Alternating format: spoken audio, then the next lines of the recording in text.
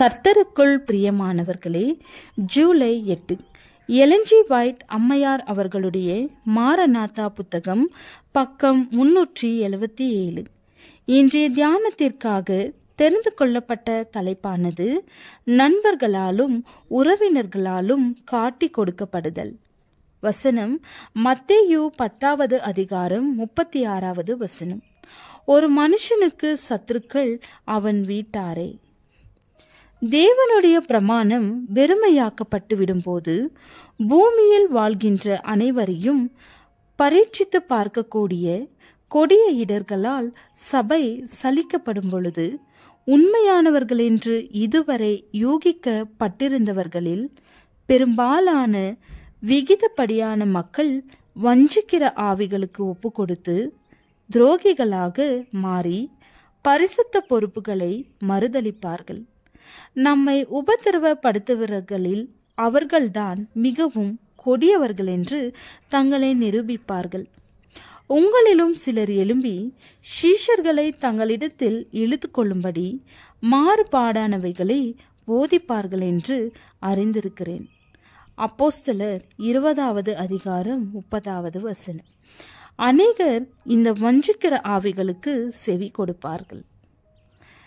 சோதனை வேளையின் பொழுது மருள விழுந்து போனவர்கள் தங்களது சொந்த பாதுகாப்பை பெற்றுக்கொள்ளத்தக்கதாக பொய் சாட்சி கூறி சகோதரரை காட்டி கொடுப்பார்கள்.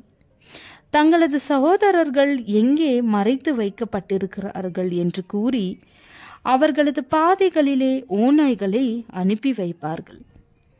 கிறிஸ்து இதை குறித்து ஏற்கனவே எச்சரித்திருக்கிறார். நண்பர்களாலும் உறவினர்களாலும் இயற்கைக்கு மாறான கொடிய வழிமுறைகள் பின்பற்றப்படுத்துவது குறித்து ஆச்சரியப்பட வேண்டாம். இயேசு கிறிஸ்துவின் கரத்தை தவிர அனைத்து கரங்களையும் விட்டுவிட வேண்டும் என்பதை நாம் கண்டு கொள்வோம். நண்பர்கள் துரோகிகளாகி நம்மை காட்டி கொடுப்பார்கள்.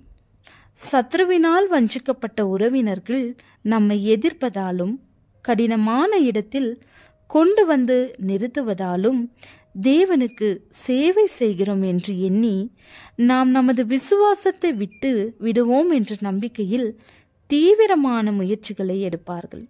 ஆனால் ஆபத்துகளுக்கும் இருளுக்கும் மத்தியிலும் இயேசுவின் கரத்திலே நமது கரத்தை உறுதியாக நம்பி ஒப்படைக்க வேண்டும்.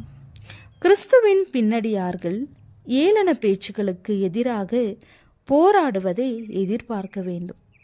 அவர்கள் வையப்படுவார்கள். அவர்களது வார்த்தைகளும் விசுவாசமும் தவறாக எடுத்து கூறப்படும். இரத்த சாட்சியாக மரிப்பதை விட மக்களின் நிந்தைகளையும் புறக்கணிப்புகளையும் தாங்கிக் கொள்வது மிக கடினமாக இருக்கும். பிரபலமில்லாத இந்த சத்தியத்தை பிள்ளைகள் ஏற்றுக்கொள்கிறதினால் அவர்களுக்கு எதிராக பெற்றோர்கள் கடுமையானவர்களாக மாறுவார்கள். மனசாட்சியின்படி தேவனை சேவிக்கிறவர்கள் கலக்கம் செய்கிறவர்களாக குற்றம் சாட்டப்படுவார்கள். நிகழ்கால சத்தியத்தை விசுவாசிக்கின்ற பிள்ளைகள் பெரியரிலே அல்லது மற்ற உறவினர்கள் பெயரிலோ எழுதி வைக்கப்பட்ட சொத்துக்களின் உயில்கள் வேறு மனிதர்களின் கரங்களில் கொடுக்கப்படும். அநாதை பிள்ளைகளுக்காகவும் விதவைகளுக்காகவும் நியாயப்படி கொடுக்கப்பட வேண்டிய பொருட்கள் அவர்களின் பாதுகாவலர்களால் திருடப்படும். தீமையினின்று தங்களை விலகிக் கொள்பவர்கள் மனசாட்சியை கட்டுப்படுத்துவதற்கு இயற்றப்பட்ட சட்டங்களுக்கு இரையாவார்கள். மனிதர் தங்களுக்கு உரிமையில்லாத சொத்துக்களை தங்களுக்கென்று எடுத்துக் கொள்வார்கள். கிறிஸ்து இயேசுவுக்குள் தேவ பக்தியாய் நடக்க மனதாயிருக்கிறவர்கள் அனைவரும் துன்பப்படுவார்கள் என்ற அப்போஸ்தலனின் வார்த்தைகள் வெகு சீக்கிரத்தில் மெய்ப்பிக்கப்படும். ஜெபம். நீதியுள்ள ஆண்டவரே, உம்மை மகிமைப்படுத்தும் வாழ்க்கையை எங்களுக்கு தாரும். ஆமேன்.